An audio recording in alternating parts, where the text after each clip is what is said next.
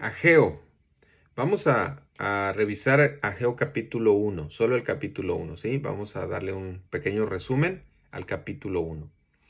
Ageo, desde el verso 1, nos da varios puntos cronológicos muy específicos, ¿no? Dice que en el segundo año del rey Darío, en el mes sexto, en el primer día del mes, o sea, él nos da todos esos datos y aquí entonces podemos sacar como conclusión de que su profecía comenzó alrededor del año 520 antes de Cristo. Esto convierte a Ageo en el primer profeta menor que profetizó después del exilio, ¿sí? Él profetiza después. Ya Judá había estado en Babilonia por 70 años y regresan por edicto del rey Darío, les permite regresar. Y entonces eh, repito, él es el primero de tres profetas. Lo que es Ageo, Zacarías y Malaquías son profetas post-exilio. Ya el pueblo ya regresó, sufrieron la destrucción, sufrieron la muerte de miles, fueron esclavizados, se les destruyó toda la ciudad, el templo. Es decir, ellos regresan, pero la ciudad está en ruinas, el templo está destruido y empiezan a reconstruir. ¿Se acuerdan de Esdras? Nehemías, es en ese tiempo.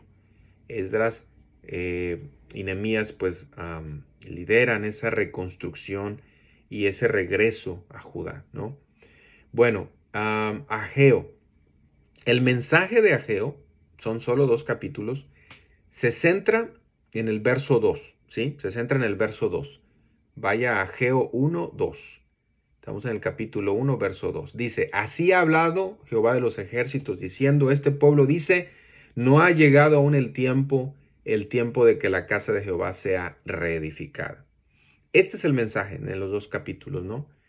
Los exiliados, la gente que regresa a Jerusalén después de 70 años, algunos habían nacido allá, ¿verdad? En Babilonia y regresan ya jóvenes o adultos, no sé de cuántos años habrán nacido allá, y otros ancianos que lograron ser exiliados y lograron sobrevivir y regresan, pues ven a una Jerusalén destruida, ven a un templo en escombros, ven algo muy, muy desolado, ¿no?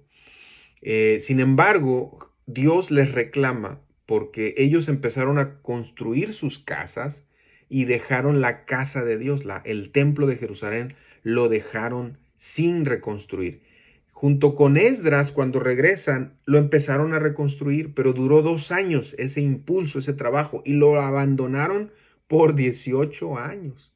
O sea que ya Ageo, ya tienen 17, 18 años viviendo en Judá, y el templo no se había reconstruido.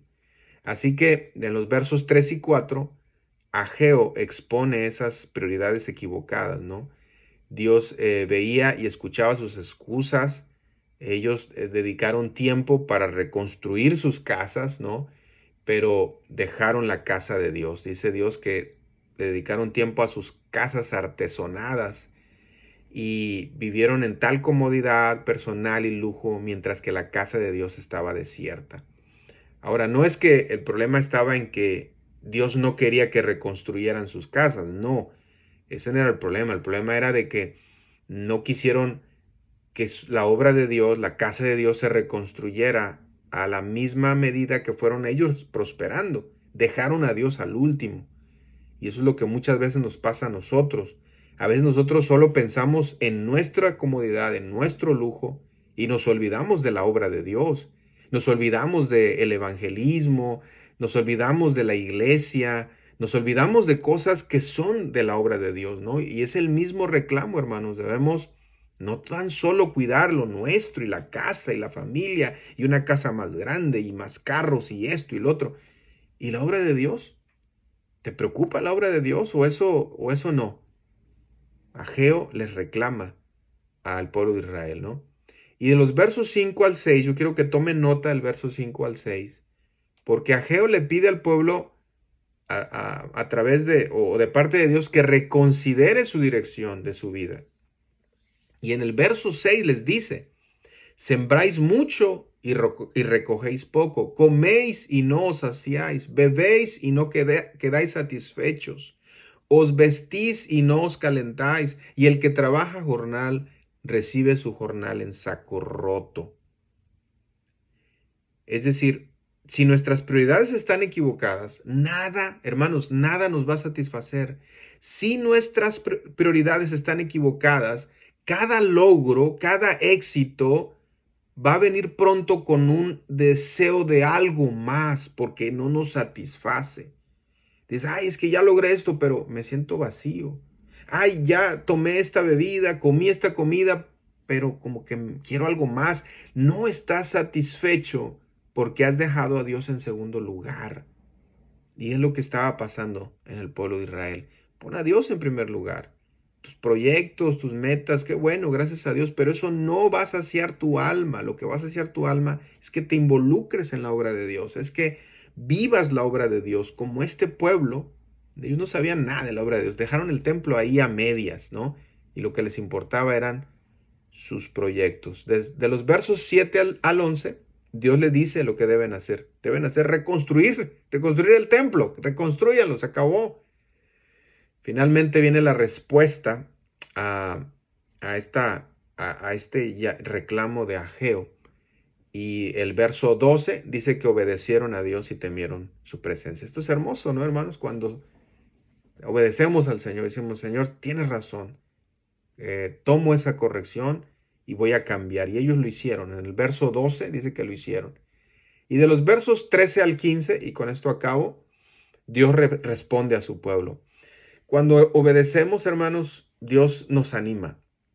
Cuando obedecemos, Dios nos empodera, nos da fuerzas. Y les dijo, verso 13, subráyelo ahí. Verso 13, entonces Ageo, enviado de Jehová, habló por mandato de Jehová al pueblo, diciendo, yo estoy con vosotros, dice Jehová.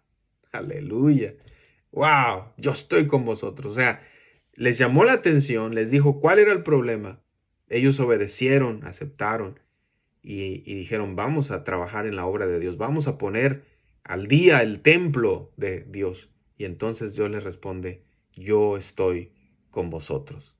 La obediencia a Dios siempre traerá que Dios se une a nosotros, que Dios nos ayuda en lo que debemos hacer. Sigamos este ejemplo. Bueno, quedamos pendientes con el capítulo 2.